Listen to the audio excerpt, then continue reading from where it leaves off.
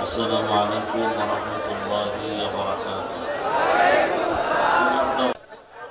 الحمد لله الذي جعل الشمس والقمر بحسبان والنجم والشجر يسجدان وفضل زمانا على زمان كما فضل مكانا على مكان وإنسانا على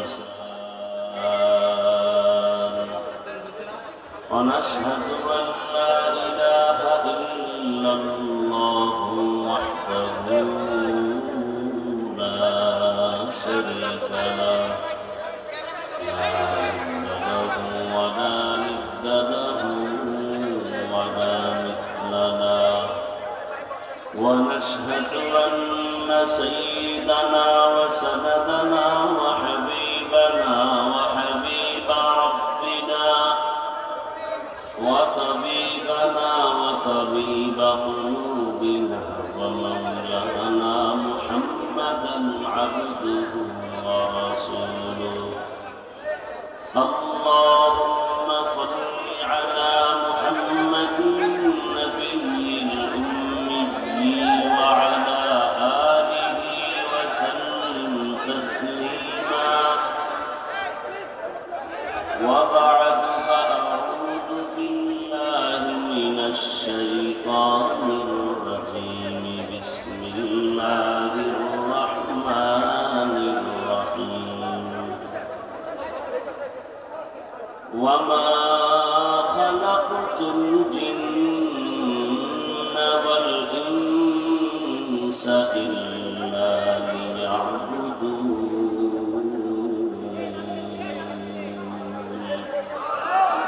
وقال رسول الله صلى الله عليه وآله وسلم لا طاعة لمخلوق في معصية الخالق صدق الله مولانا العظيم صدق رسوله النبي الأمي الكريم ونحن على ذلك من الشاهدين والشاكرين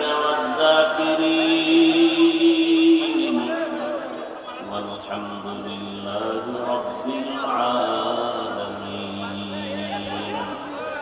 سبحانك لا علم لنا إلا ما علمتنا إنك أنت العليم الحكيم رب اشرح لي صدري ويسر لي أمري واحلل عقدة من لساني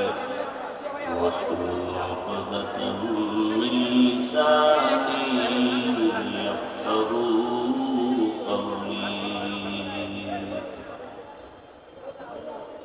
نگاہ مومن سے تو بدر جاتی ہے تقدیر نگاہ مومن سے تو بدر جاتی ہے تقدیر یہ بندہ کی قوت نہیں قدرت کا اشارہ یہ بندہ کی قوت نہیں قدرت کا اشارہ مرد خیرت ترک معاصی کی ضرورت اے مرد خیرت ترک معاصی کی ضرورت اب صحبت صالح کی سوا کوئی نہیں چارہ اب صحبت صالح کی سوا کوئی نہیں چارہ مردود ہے پیچھے ہمیں خبر نہیں لیکن مردود ہے پیچھے ہمیں خبر نہیں لیکن ایک وقت میں ہلاک جو اعمال ہے سارا ایک وقت میں ہلاک جو اعمال ہے سارا لا الہ الا اللہ لا الہ الا اللہ لا الہ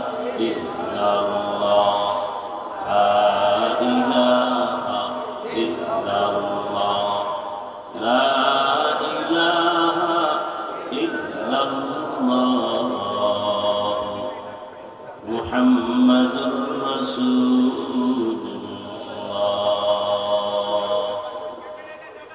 এই তোমার sound clear হয় না কেন?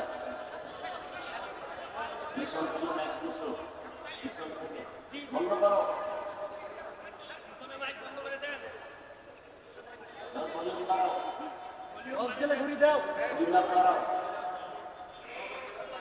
পিছনের সব মাইক বন্ধ করো, স্টেজ মুখী যেগুলো আছে সব সেটিং জানো না। আন্দাজ থেকে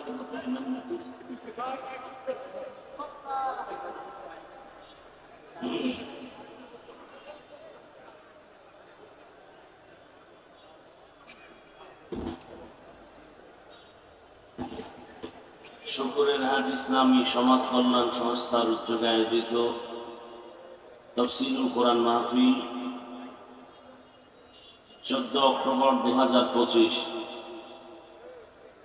মহতি এ মাহফিলে উপস্থিত মোহতারাম সম্মানিত সভাপতি আলহাজ মিজানুর রহমান মিজান আখন্দ, প্রধান অতিথি অধ্যাপক মোহাম্মদ গোলাম রব্বানী সাহেব সহ অন্যান্য অতিথিবৃন্দ, হযরত উলামায়ে কেরাম, অত্র অঞ্চলের বিভিন্ন স্থান থেকে আগত আল্লাহর পাকের আশিকিন, জাকিরিন, শাকিরিন, মুহিব্বিন, মুরব্বিয়ান এজাম, কলিজার টুকরা আমার সমবয়সী যুবক বন্ধুগণ, স্নেহের ছোট ভাই, পর্দার আড়ালে মা বোনেরা, আল্লাহ পাকের দরবারে শুকর যে আল্লাহ পাক আমাদেরকে সুস্থ রেখেছেন, আলহামদুলিল্লাহ।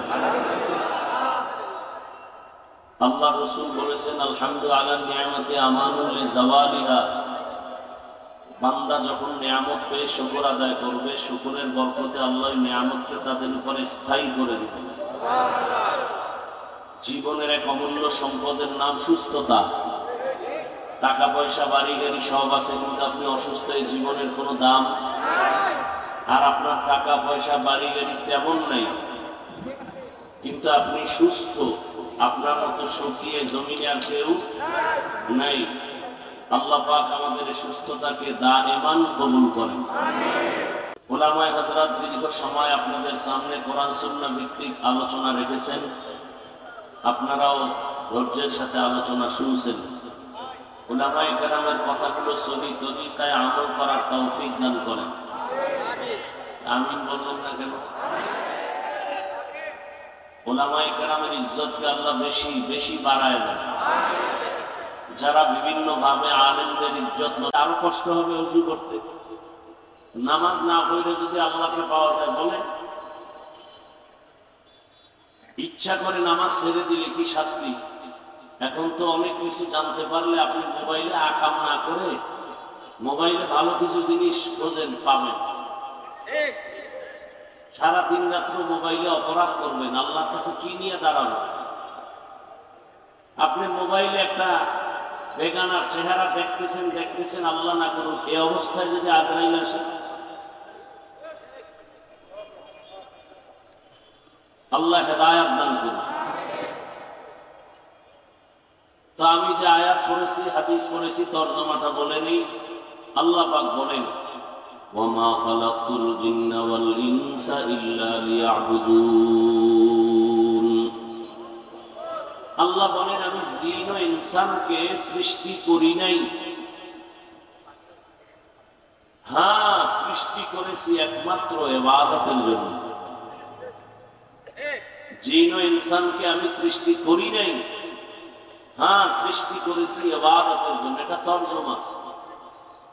ছোট একটু পুরো হাদিস পড়েছি, রাসূল বলেন, লা তাআতা লিমাখলুকিন ফি মাসিয়াতিল খালিক। আল্লাহকে অসন্তুষ্ট করে পৃথিবীর ভিন্ন কারো আদেশ নিষেধ মেনে নেওয়া চূড়ান্ত ভাবে হারাম। এটা হাদিসের তরজমা।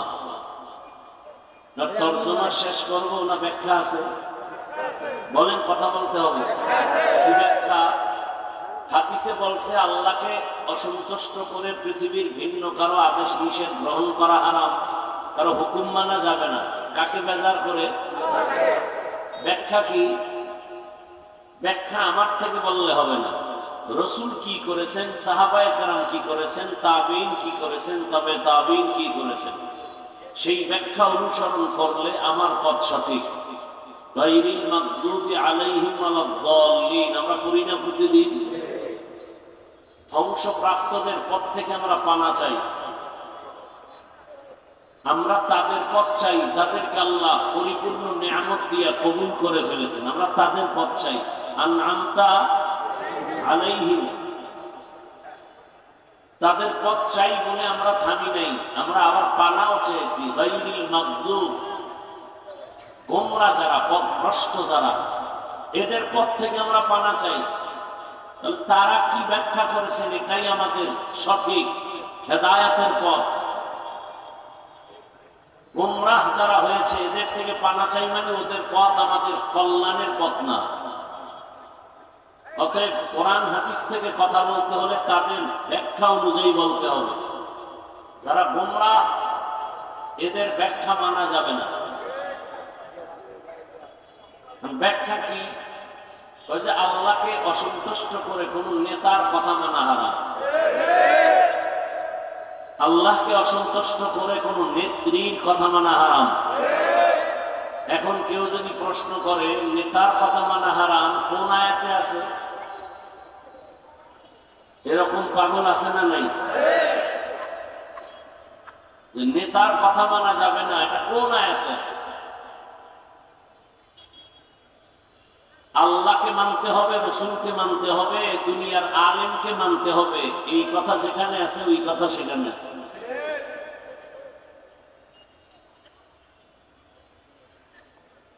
আল্লাহকে অসন্তুষ্ট করে কোন পৃথিবীর কোন পীরের কথা মানা যাবে, মা বাবার কথা মানা যাবে? এক কথায় জবাব, দুনিয়ার সকলকে অসন্তুষ্ট করা সম্ভব, আল্লাহকে অসন্তুষ্ট করা সম্ভব। কিন্তু আমরা উল্টা করি, প্রত্যেকটা ক্ষেত্রে আল্লাহকে অসন্তুষ্ট করে দুনিয়াকে খুশি করি। পর্দা করলে আল্লাহ খুশি, আত্মীয় স্বজন বেজার। আমরা বলি আত্মীয় ঠিকঠাক, আল্লাহটা ভুল হয়ে গেল, পরে তওবা করে নিব। তওবা নসিব হবে কিনা এর মধ্যে আজরাইল হাজির। এগুলো হচ্ছে কেন? যাই না শুনেই তো গুনাহ করতেছেন। আপনারা যে জানেন না বিষয়টাতে এমন না। এখানে যত মানুষ আপনারা আছেন, মিথ্যা বলা হালাল না হারাম কি জানেন না? গালি দেওয়া হালাল না হারাম কেন বলেন জানি না? মদ পান করা, চুরি করা, ডাকাতি করা হালাল না হারাম? সুদ ঘুষ খাওয়া হালাল না হারাম কি বলেন আপনারা জানি না? মিথ্যা বলা হারাম, গালি দেওয়া হারাম, পরের হক নষ্ট করা হারাম, কারো হকের উপরে আক্রমণ করা হারাম। এগুলি সব জানেন, এরপর মানেন না কেন? মানার জন্য যে মেডিসিন দরকার সে মেডিসিন নাই। মানার জন্য বয়ান চলতেছে, তাবলীগওয়ালাদের বয়ান, পীর মাশায়েখের বয়ান, আলেম ওলামার বয়ান, জুমার খতিবের বয়ান, এরপরও দুর্বলতা কেন? যে এখানে আপনারা যারা বসছেন সবাই মুসলমান, স্বীকার করেন তো? বলেন আপনারা মুসলমান, আমিও। আপনাদের আল্লাহ আমার আল্লাহ দুই। বুঝে শুনে বললেন, তাল মিলায়েন না। আপনার আল্লাহ আমার আল্লাহ, আপনার নবী আমার নবী, আপনার কোরআন আমার কোরআন, আপনার হাদিস আমার হাদিস, আপনার কালেমা আমার কালেমা, আপনার ধর্ম আমার ধর্ম। দুনিয়াতে আসছি সিস্টেম না? আপনারা লুঙ্গি পরে আসছেন। বিদায়বেলা কাফনের সংখ্যা, আমার সম্মানে একটা কাফন বাড়াবে, গরিব হওয়ার কারণে একটা কাফন কম দেয়া হবে। কে ধনী, কে গরিব, কে আলেম, কে মূর্খ, সবার বেলায় 3 কাফন, মহিলাদের 5 কাফন, কালার হবে আলাদা। হুজুরদের কালার একরকম, অন্যদের কাফনের কালার আর এক রকম। কালার কি? কি কালার? হ্যাঁ, সাদা। কালার নিয়েও ঝগড়া আমাদের সমাজ। তুমি কালো টুপি পরছো, কালো পাগড়ি পরছো, না সবুজ পরছো, না সাদা পরছো, এই নিয়েও ঝগড়া। মানে আমাদের বাংলাদেশটার মধ্যে কার বদ নজর লাগছে তা বুঝার উপায় নেই। সৌদি আরবে যাবেন, কয়েকদিন আগে ঘুরে আসলাম, কত লাইনের মুসলমান সারা দুনিয়া থেকে সেখানে আসছে। কাউকে দেখলাম বাইতুল্লাহর দিকে পাও সোজা করে ঘুমায়, একামত হইছে, উজু টুজু লাগে না, এখন দিল পরিষ্কার, নামাজে দাঁড়ায় গেছে। কেউ বুকে হাত পাচ্ছে, কেউ নাভির নিচে, কেউ সাইডে দিয়ে খাড়ায় গেছে। আবার মোবাইল মোবাইল আসছে, নামাজের মধ্যে মোবাইলে কথা বললো, কথা বইলা মোবাইল ধইলা ধুইলা এরপরে বন্ধ করে এবার পকেটে রাখে, নামাজ ঠিক আছে। আবার একদল দেখলাম সেজদায় যাওয়ার আগে পকেট থেকে একটা টুকরা বাইর করে কপালের নিচে দেয়। জিজ্ঞেস করলাম বিষয়টা কি? কয় যে জমিনটা ইবলিসে সেজদা দিয়ে নাপাক করছে, তো এই জন্য ওরা মাটিতে সেজদা দেয় না, ওরা কপালের নিচে কাঠের টুকরা দেয় বা ভিন্ন একটা মাধ্যম দেয়। আচ্ছা, আমি যেটা বুঝাতে চাই, এত লাইনের মানুষ মক্কা মদিনায়, আপনারা পত্র পত্রিকা খবরে কখনো শুনছেন এই এত লাইনের মানুষ, এত ফেরকার মানুষ, এরা এক জায়গায় হওয়ার কারণে কঠিন পিড়াপিড়ি হইয়া 4-5 জন মারা গেছে? কথা বলেন না কেন? সোনার বাংলা এত গজব কেন? এই তর্ক বিতর্ক কেন? ঝগড়া কেন? আমার সালাম দেয় না, দিলেও নেয় না, বিষয় কি কয় পাস করলি কেন?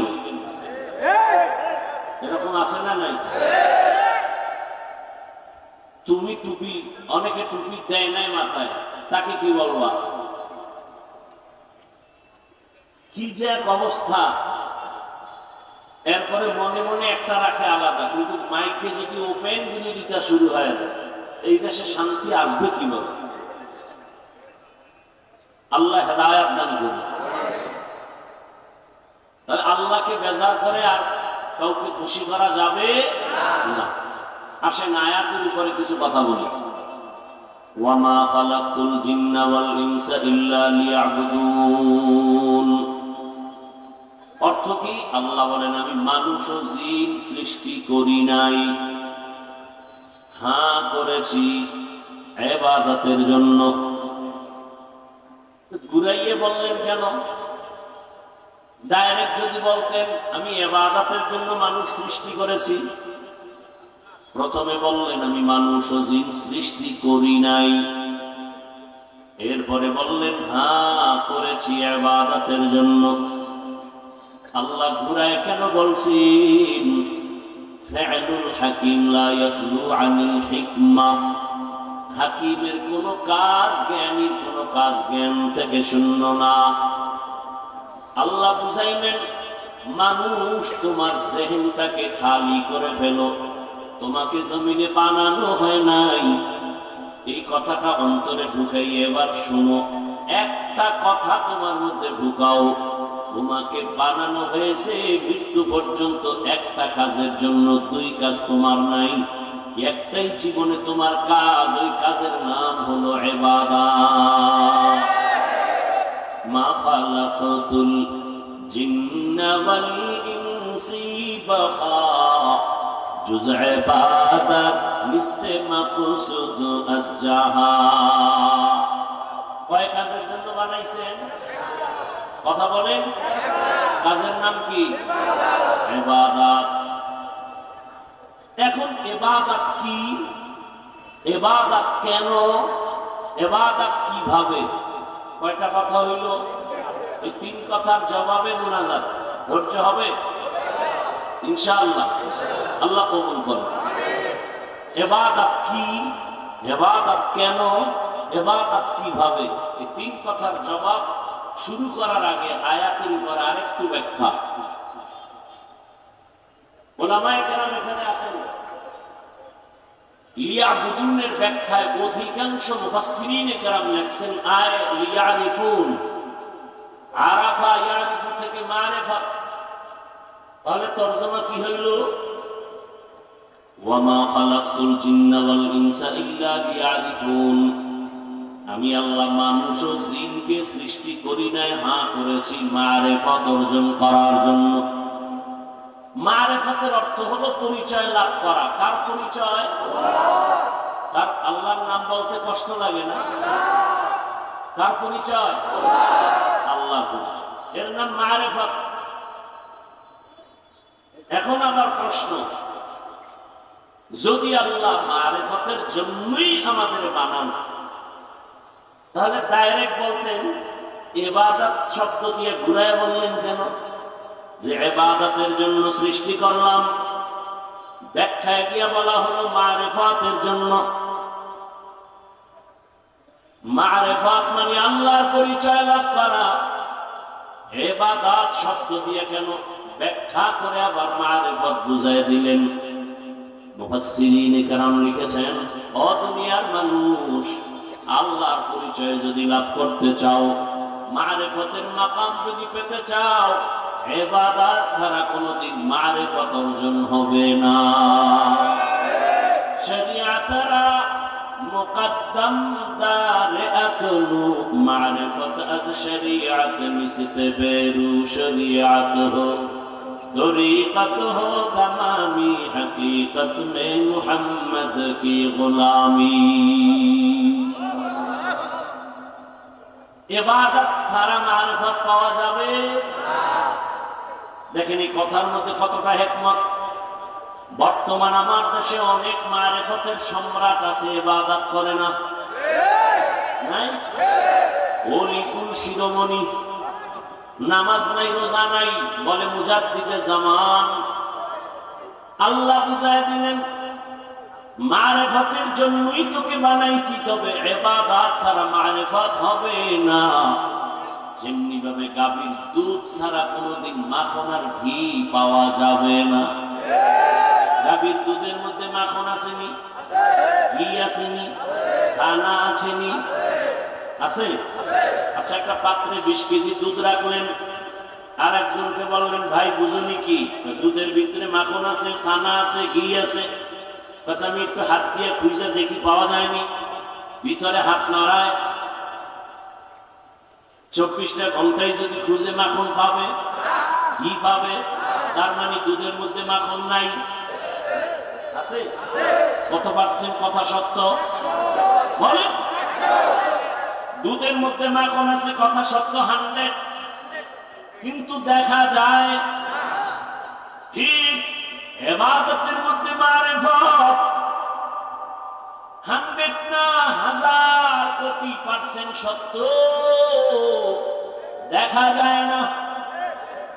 শরীয়তের মধ্যে মারিফত আছে, দেখা যায় না। কেমনে বের করবা? দুধের মধ্যে মেহনত করো, সিস্টেম অনুযায়ী মেহনত করিয়া অনেক মেহনতের পর দেখবে এক পর্যায়ে দুধ থেকে মাখন বের হয়ে গেল। শরীয়তের মধ্যে ইবাদতের মধ্যে মেহনত চালাও, বলে কিসের মেহনত করবো? বলে ইখলাস ও তাকওয়ার মেহনত করো। করতে করতে একদিন দেখবা নাকের ভেতর আমার মাওলার কুদরতের ঘেরান পাওয়া যায়। ইয়া ইলাহি মুঝসে মুঝকো দূর কর, তাকে দেখো মুঝ में तुझको एक नजर। या इलाही तू मेरा माबूद है, या इलाही तू मेरा माशूक है। इबादतेर जন্য আল্লাহ বানাইলেন। ইবাদত কি, ইবাদত কেন, ইবাদত কিভাবে? 3টা কথার জবাব নেন। ইবাদত কি কথার জবাব হলো মানুষের জীবনের প্রতিটি ক্ষেত্রে